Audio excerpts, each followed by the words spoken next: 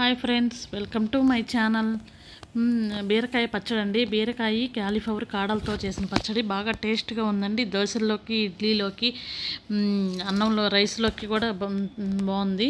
ముందుగా క్యాలీఫ్లవర్ కాడలని ఒక spoon oil వేసుకొని వేయించుకోవాలి. వేయించుకున్న వాటిని పక్కకు తీసి పెట్టుకోవాలి. అలాగే ఇంకొక స్పూన్ ఆయిల్ వేసుకొని మీకు కారానికి తగ్గట్టుగా పచ్చిమిర్చి వేసుకొని వేయించుకోండి అండి. పచ్చిమిర్చి ఎక్కువగా వేగాల్సిన పని లేదు, లైట్గా ఎగితే సరిపోతుంది, పచ్చివాసన పోతే సరిపోతుందండి. ఇదిగో మేము చెప్పిన ఈ విధంగా వేయించుకోండి అండి. వేయించుకున్న వాటిని మిక్సీ జార్లో తీసి పక్కన పెట్టుకోండి. అట్నే ఇంకొక స్పూన్ ఆయిల్ వేసుకొని బీరకాయ ముక్కలు కూడా వేసి వేయించుకోండి అండి.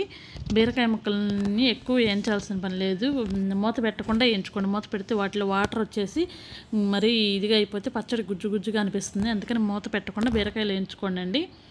ఈ విధంగా కొంచెం ఎర్రగా వచ్చేటట్టుగా వేయించుకొని పక్కకు తీసి పెట్టుకోండి. బీరకాయలను కూడా ఈ విధంగా వేయించుకోవాలండి. దగ్గరుండి వేయించుకోండి, హైలో మీడియంలో పెట్టుకుంటూ వేయించుకోండి బీరకాయలని. చూసుకోండి, నేనైతే ఇది ఈ విధంగా వేయించానండి. బీరకాయలని వేయించినాక వాటిని కూడా తీసి పక్కన పెట్టుకోవాలి. పక్కన పెట్టినాక ఇంకొక స్పూన్ ఆయిల్ వేసుకొని టమాటాలు వేసుకొని వేయించుకోవాలి. టమాటాలను ఎక్కువ వేసుకుంటే బాగుంటుందండి. నా కాడ 4 ఉంటానా వేసాను. మీ చింతపండు వేసుకోండి.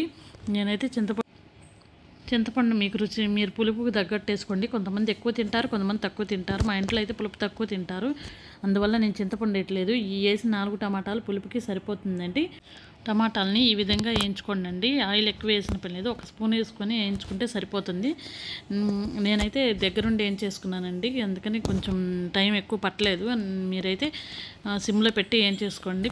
ఈ విధంగా వేగితే చాలండి. ఈ విధంగా వాటర్ అంతా ఇనికిపోయి ఇవాళ గుజ్జు గుజ్జుగా ఉంటే సరిపోతుంది. తీసి పక్కన పెట్టు. పూర్తిగా చల్లారాలండి. చల్లారినాక మిక్సీ వేసుకోండి. మిక్సీలో వేసేటప్పుడు ఎప్పుడైనా పచ్చళ్ళు చల్లారినాకే మిక్సీ వేసుకుంటే బాగుంటుంది. వేడి వేడి మీద మిక్సీ వేయటాన ఏంటంటే ఆ రుచి అనేది తెలియదు, అదిగాక అంత టేస్ట్ అనిపించదండి. అందుకని రోట్లో అయితే నూరుకోవచ్చు, కానీ మిక్సీ వేసుకునేటప్పుడు మాత్రం పూర్తిగా చల్లారాలి. అవి చూసుకోండి. తర్వాత మిక్సీ పట్టినాక పోపు వేసుకుంటున్నానండి. కొంచెం ఆయిల్, 2 స్పూన్ల ఆయిల్ వేసాను. ఆవాలు, పచ్చిపప్పు, జీలకర్ర వేసిన తర్వాత కొంచెం ఫ్రై అవ్వాలి. పోపు ఎంత బాగా ఫ్రై అయితే పచ్చడి అంత టేస్ట్గా ఉండదండి. కొంచెం ఇంగువ వేసుకోండి. ఆ స్కిప్ మిస్ అయినట్టుందండి, ఇంగువ వేసాను నేను. చూసుకోండి, ఇంగువ వేస్తే టేస్ట్ బాగుంటుంది పోపుకి, అందుకని వేసాను. చివరిగా కరివేపాకు వేసాను. కరివేపాకు వేసి ఫ్రై అయినాక పచ్చడిని ఈ విధంగా బౌల్లో తీసుకున్నానండి. బౌల్లో తీసుకున్న దాని మీద పోపు పెట్టాను. ఎంతో టేస్టీగా ఉండే కాలీఫ్లవర్, టమాటా, బీరకాయ పచ్చడి రెడీ అండి. ఈ విధంగా ఒకసారి ట్రై చేసి చూడండి. ట్రై చేసినాక మీరు టేస్ట్ చూసి ఎలా ఉందో కామెంట్స్లో కామెంట్ చేయండి. ప్లీజ్ సబ్స్క్రైబ్ చేసుకోండి ఛానల్. మీరు సబ్స్క్రైబ్ చేసుకోవడం వల్ల నేను ఏదన్నా ఇట్లాంటి వంటలు వీడియో చేసినా, వెరైటీ వంటలు చేసినా మీకు తొందరగా నోటిఫికేషన్కి వస్తుందండి. ఎలా ఉందో టేస్ట్ చేసి కామెంట్ చేయండి. ప్లీజ్ సబ్స్క్రైబ్ చేసుకోండి.